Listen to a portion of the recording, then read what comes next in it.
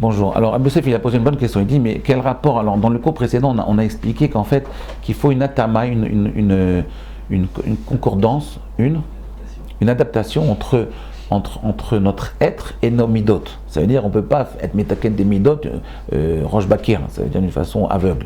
Il faut le faire aussi en prenant en considération quels sont mes caractères, quelles sont mes qualités, mes défauts, quelles sont mes facettes positives et mes facettes négatives. Vous comprenez? C'est comme ça que ça marche. Maintenant, regardez bien.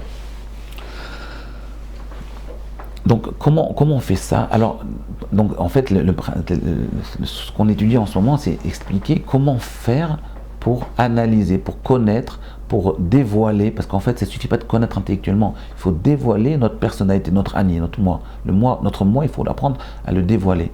Et il y a 3 niveaux de moi. Il y a le moi conscient, il y a le moi inconscient, il y a le moi qui est beaucoup plus profond, qui est ce qu'on appelle le moi pur et tahor et kadosh, qui est complètement pur.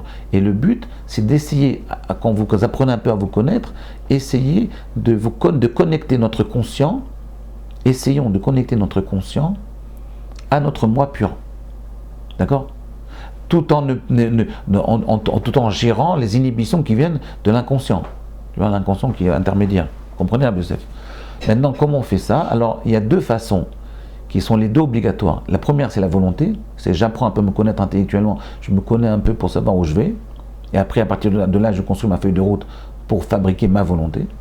Et la deuxième facette, c'est le plaisir. De savoir que chaque plaisir qui est sublimé, chaque plaisir que je transforme de plaisir matériel en plaisir spirituel, ça me crée une élévation, ça donne de l'épaisseur, comme on en a parlé il y a quelques jours, ça donne de l'épaisseur, ça donne de la densité à votre personnalité. Plus vous avez réussi à transformer vos plaisirs matériels en plaisir spirituel, ça vous donne une épaisseur, ça vous rehausse, ça vous donne de la puissance. Vous comprenez, Abou Youssef? Comment on fait ça? Alors, on a expliqué, on a dit qu'en fait, on va y arriver petit à petit. Donc, premier niveau, on a dit que donc les 2 facettes de la personnalité, c'est quoi? C'est le plaisir et la volonté. Qu'est-ce qui est le plus profond, qu'est-ce qui est le plus superficiel? Rav Omer dit, Kesher Adou, qu'il y a un lien très profond entre le plaisir, Koach Haratzon vechushana, et la personne, il y a une très grande corrélation entre la volonté et le plaisir. Il dit, mais qu'est-ce qui est plus profond chez l'homme? Il dit, a priori, on aurait pensé que le plus profond, c'est la volonté. Il dit non. La volonté, c'est très superficiel. Le plus profond, c'est le plaisir. La notion de plaisir. D'accord? Qu'est-ce que ça veut dire? Alors, en fait, ça veut dire quoi? Rav Omer, il explique ça. Il dit qu'en fait, il ne le dit pas explicitement, mais en fait, c'est ça qu'il veut dire. Il dit qu'en réalité, c'est une très grande erreur de penser qu'on peut arriver à changer l'homme en changeant sa volonté. C'est impossible de travailler directement sur la volonté. Quand on vous dit par exemple En davar omed ifnei ratzon, cette phrase-là, il n'y a rien qui résiste à la volonté. Cette phrase-là, je n'ai jamais trouvé dans aucun livre de Torah.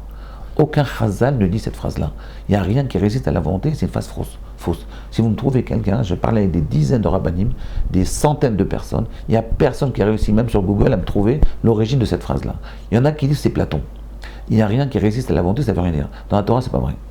Qu'est-ce que ça veut dire? C'est vrai à une condition, au moins.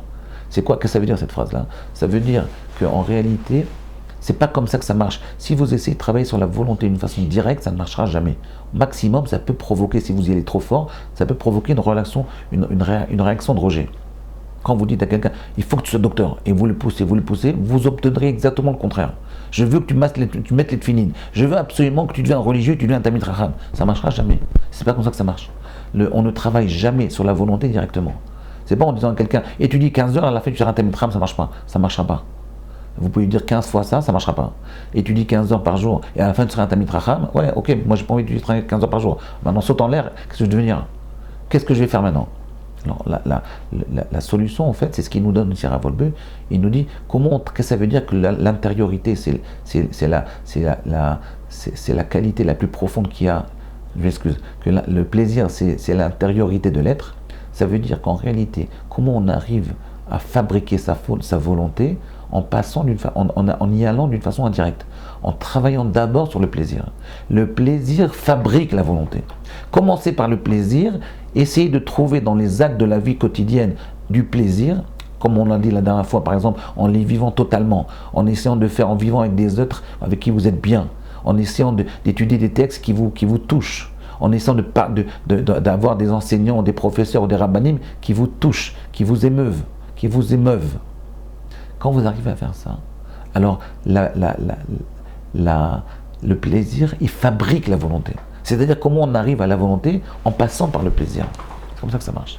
C'est la volonté qui est fabriquée par le plaisir. Donc l'essentiel du travail de l'homme, c'est un grand chidouche, l'essentiel du travail de l'homme, c'est pas sur la volonté, c'est sur le plaisir. Vous comprenez, Rabbi Yosef? Si vous arrivez à...